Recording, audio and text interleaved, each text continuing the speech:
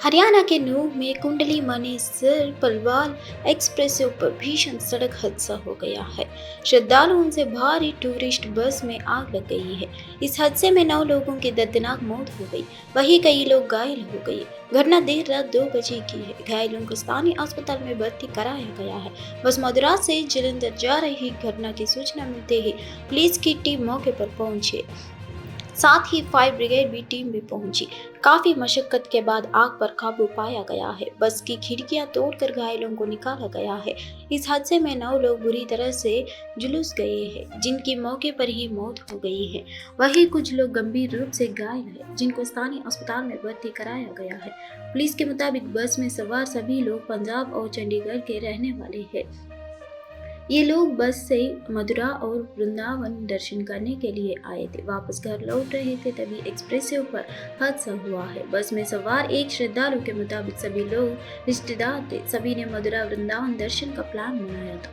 किराए पर बस बुक की थी। बस में सवार कुल 7 लोग थे, जिनमें महिलाएं और बच्चे भी शामिल थे। शुक्रवार शनिवार की रात सभी लोग बस से घर लौट रहे थे, तभी बस में आग लग गई। श्रद्धालु ने बताया कि देखते ही देखते आग चारों ओर फैल गई है। जैसे तैसे उसने बस से निकालकर उसने जान बचाई है। अफगानिस्तान के पट्टिका प्रांत में डुरन रेखा पर पाकिस्तानी सेना से चल रही झड़पों में 6 लोग मारे गए हैं और 5 अन्य घायल हो गए हैं। बता दें कि यहां पाकिस्तानी सेना और तालिबान के बीच हिंसक झड़पें चल रही है।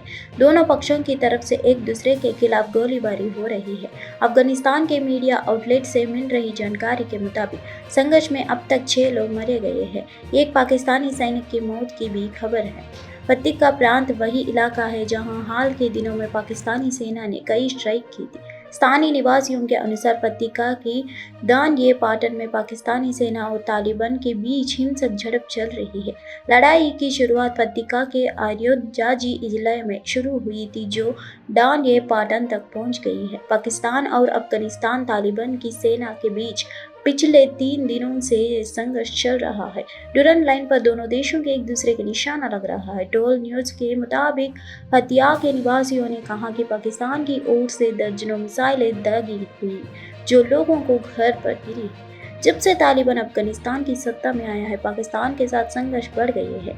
टीटीपी आतंकियों के हमले भी बढ़ गए हैं। अफगानिस्तान पाकिस्तान के विवाद का सबसे बड़ा कारण डुरन लाइन है, जिसे अंग्रेजों के बनाया और यह पाकिस्तान के लिए मुसीबत बनाई हुई है। मौसम विभाग ने उत्तर पश्चिम भारत के मैदानी इलाके और पूर्व व मध्य भारत में अगले 5 दिन भीषण लू का अलर्ट जारी किया है। इसके उलट दक्षिण भारत के अधिकांश इलाके में 23 मई तक आंधी तूफान के साथ तेज बारिश की आशंका है। उत्तर पश्चिम भारत प्रचंड गर्मी की चपेट में है। अधिकांश क्षेत्रों में आसमान से झुलसा देने वाली आग बरस रही है। शुक्रवार को राष्ट्रीय राजधानी दिल्ली के नजफगढ़ के अधिकतम तापमान 47.4 डिग्री सेल्सियस दर्ज किया गया, जो देश के सर्वाधिक रहा। यही नहीं, 14 साल बाद दिल्ली में 17 मई यानी शुक्रवार को इतनी भीषण गर्मी पड़ी है। हरियाणा के सिरसा में भी पारा 47.1 डिग्री सेल्सियस पर पहुंच गया है। अभी कम से कम 5 दिन भीषण गर्मी से राहत नहीं मिलने वाली है। मौसम विभाग ने उत्तर पश्चिम भारत के मैदानी इलाके और पूर्व व मध्य भारत में अगले 5 दिन भीषण लू का अलर्ट जारी किया है। इसके उलट दक्षिण भारत के अधिकांश इलाकों में 23 मई तक आंधी तूफान के साथ तेज बारिश की आशंका है। मौसम विभाग के मुताबिक राजस्थान में 19 जगह, हरियाणा में 18, दिल्ली में 8 और पंजाब में 2 जगह पारा 45 डिग्री को पार कर गया है।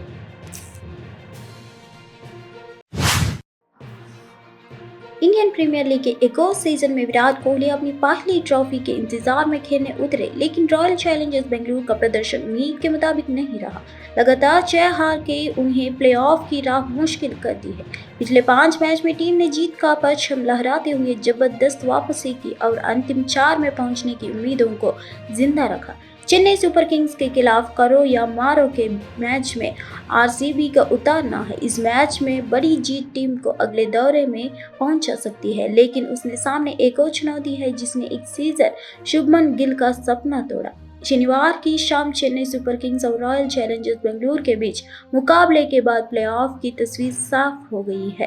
Kolkata night Riders, Rajasthan Royals और सनराइजर्स हैदराबाद की टीम ने अपनी जगह अगले दौरे पर पक्की कर ली है। प्लेऑफ की चौथी टीम का नाम आरसीबी और चेन्नई के बीच मैच के बाद सामने आ जाएगा। महेंद्र सिंह धोनी की टीम को यहां सिर्फ जीत चाहिए, जबकि विराट कोहली की टीम को 18 या इससे ज्यादा रन से मैच जीतना होगा। लक्ष्य का पीछा करते हुए 18 ओवर में जीत दर्ज करनी होगी। पीएम शनिवार को शाम 4 बजे डीडीए ग्राउंड यमुना खादर में गोंडा विधानसभा क्षेत्र में रैली को संबोधित करेंगे। यहां वह उत्तर पूर्वी दिल्ली से बीजेपी प्रत्याशी मनोज तिवारी के लिए वोट मांगेंगे। आज से दिल्ली में बड़े स्तर पर सियासी संग्राम शुरू हो जाएगा। दरअसल प्रधानमंत्री मोदी शनिवार शाम के उत्तर पूर्वी दिल्ली में 2024 के लोकसभा चुनाव के लिए अपनी पहली जनसभा को संबोधित करेंगे। वहीं दूसरी तरफ कांग्रेस नेता राहुल गांधी भी आज चांदनी चौक लोकसभा क्षेत्र में कांग्रेस प्रत्याशी जेपी अग्रवाल के लिए प्रचार करेंगे। दूसरी तरफ पीएम की जनसभा से पहले दिल्ली भारतीय जनता पार्टी के अध्यक्ष वीरेंद्र सचदेवा, उत्तर पूर्व दिल्ली से पार्टी के उम्मीदवार मनोज तिवारी और अन्य नेताओं ने शुक्रवार शाम को जनसभा स्थल पर पहुंचकर तैयारियों का जायजा लिया। दिल्ली बीजेपी अध्यक्ष वीरेंद्र सचदेवा ने कहा कि पीएम मोदी की रैली ऐतिहासिक होगी और कार्यकर्ताओं का उत्साह जनता को दिखेगा। इस रैली में बड़ी संख्या में लोगों के शामिल होने की उम्मीद है। बता दें कि दिल्ली की सभी 7 लोकसभा सीटों पर 25 मई को मतदान होना है। उत्तर प्रदेश पुलिस ने 17 मई को नोएडा के एक फार्म हाउस में चल रही पार्टी पर छापा मारा और कई लोगों को हिरासत में लिया। एडीसीपी नोएडा मनीष मिश्रा ने कहा कि हमने बड़ी संख्या में हुक्का और धूम्रपान सामग्री बरामद की, शराब भी बरामद हुई। कुछ लोग अपनी पहचान छुपाने की भी कोशिश कर रहे थे। हम उनसे गहनता से पूछताछ कर रहे हैं। हमें पीएम एक्सप्रेसिव सीमा के अंतर्गत सेक्टर 135 से सूचना मिली है। सोशल मीडिया पर एक वीडियो वायरल हुआ था कि एक पार्टी का आयोजन अनियमित तरीके से किया जा रहा है, जिसके बाद एक टीम भेजी गई। कहा गया है कि यह एक गाने की लॉन्च पार्टी है, लेकिन आगे की जांच करने पर हमें अनियमितताएं मिली है। हमने बड़ी संख्या में हुक्का और धूम्रपान सामग्री बरामद की, शराब भी बरामद हुई है। कुछ लोग अपनी पहचान छुपाने की भी कोशिश कर रहे थे। हम उसने गहन पूछताछ कर रहे हैं। हम संबंधित धाराओं से तहत कार्रवाई सुनिश्चित करेंगे। 2 महिलाओं और एक पुरुष को भी हिरासत में लिया गया और उनकी पहचान की जा रही है, मनीष मिश्रा ने कहा है।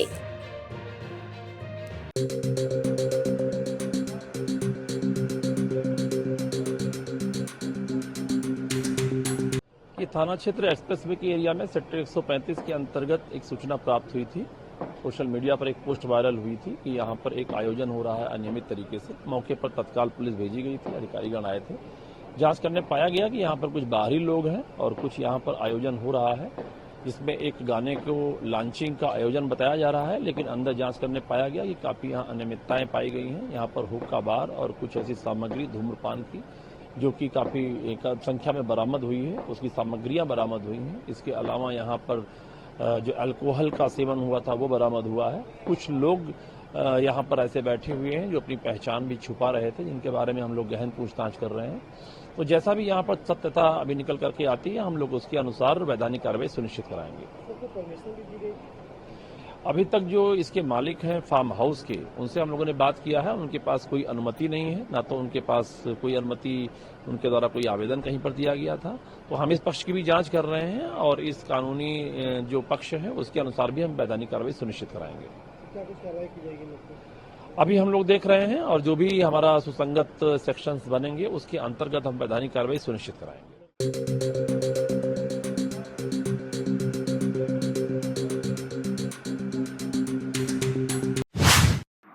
पीएम नरेंद्र मोदी 17 मई को मुंबई के बाला साहेब ठाकरे के पुष्पांजलि अर्पित की। इससे पहले उन्होंने बीजेपी के नेतृत्व वाले एनडीए के लोकसभा चुनाव प्रचार के लिए मुंबई में एक सार्वजनिक सभा को संबोधित किया था।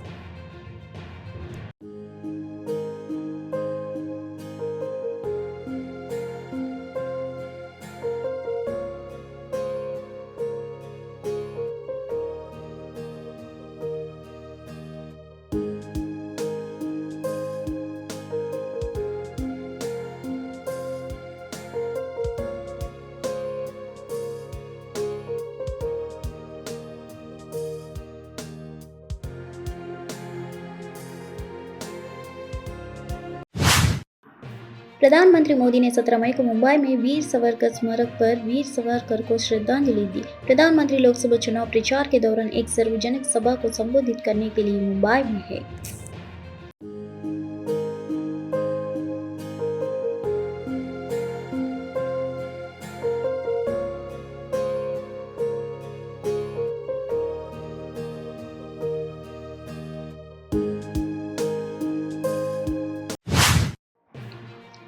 हैदराबाद मौसम विज्ञान केंद्र के निदेशक डॉक्टर के नागरत्न ने 17 मई को जानकारी दी कि तेलंगाना राज्य को अगले कुछ दिनों के लिए पीला अलर्ट जारी किया गया है। उन्होंने कहा कि अगले 4 से 5 दिनों के दौरान आंधी तूफान और बारिश जारी रहने की संभावना है। इसलिए राज्य के अधिकांश हिस्सों में तापमान 36 से लेकर 40 डिग्री सेल्सियस के बीच रहने की संभावना है। तेलंगाना में हल्की से मध्यम बारिश होने की संभावना है और राज्य के पूर्वोत्तर और पूर्वी जिलों के आसपास कुछ जिलों में बारिश होगी। तेलंगाना के दक्षिण जिलों में तूफान की गतिविधि और गंभीर मौसम की स्थिति होने की संभावना है। वर्तमान में तूफान अगले 4 से 5 दिनों के दौरान गतिविधि और बारिश जारी रहने की संभावना है। इसलिए अगले 4 से 5 दिनों के दौरान राज्य के अधिकांश हिस्सों में तापमान 36 से लेकर 40 डिग्री सेल्सियस के बीच रहने की संभावना है। तेलंगाना के पूर्व जिलों और पूर्वोत्तर जिलों और तेलंगाना राज्य के दक्षिणी जिलों के कुछ हिस्सों में पीला अलर्ट जारी किया गया है, डॉक्टर नागरत्न ने कहा है।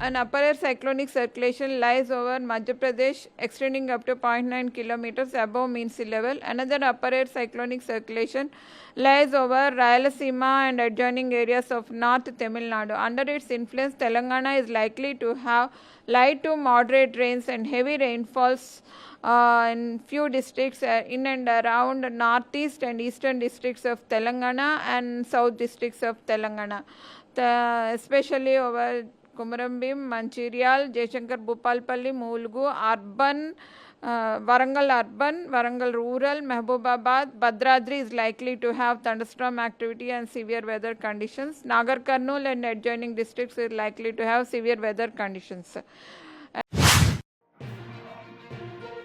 पूर्व कांग्रेस अध्यक्ष और उत्तर प्रदेश की रायबरेली से लोकसभा सांसद सोनिया गांधी ने 17 मई को लोकसभा चुनाव के लिए प्रचार करते हुए निर्वाचन क्षेत्र के मतदाताओं से एक भावनात्मक अपील की।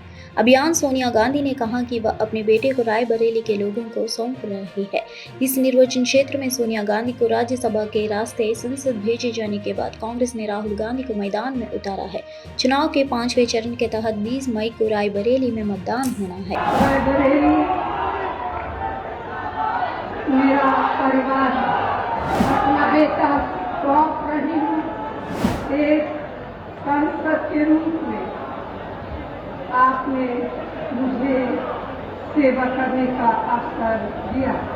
ये मेरे जीवन की सबसे बड़ी पूंजी है।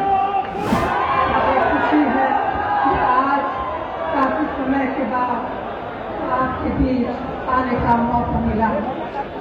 मैं हृदय से आपकी आभारी हूँ। आपके सामने मेरा सिर